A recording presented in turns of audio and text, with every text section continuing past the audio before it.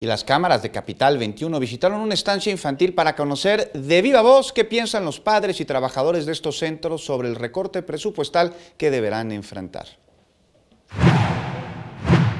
El anuncio del gobierno federal sobre la reducción del presupuesto a estancias infantiles por la detección de irregularidades y desvíos del programa causó rechazo de madres de familia y asistentes educativas, ya que se ven afectadas sus actividades laborales y economía. Es que nos están viendo como si nosotras fuéramos las corruptas. Nosotras somos una población con un servicio a la sociedad.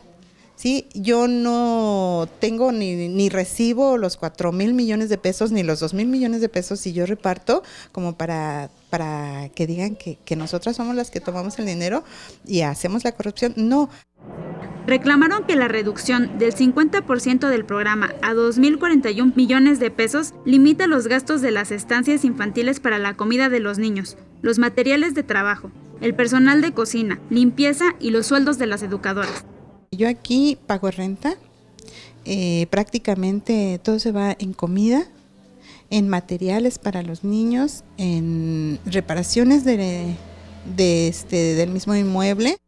Madres y padres de familia expresaron que con los 1,600 pesos bimestrales que recibirán por niño no les alcanza para nada, además de que los niños se verán afectados en su alimentación, educación y ritmo de vida. No tengo posibilidad de meter a mi niña a alguna otra escuela, que me ayude con el costo como aquí se venía haciendo. En lo personal es preocupante que se reduzca un presupuesto que va destinado a la educación. Con imágenes de Andrés Brito, Gloria López, 21 Noticias.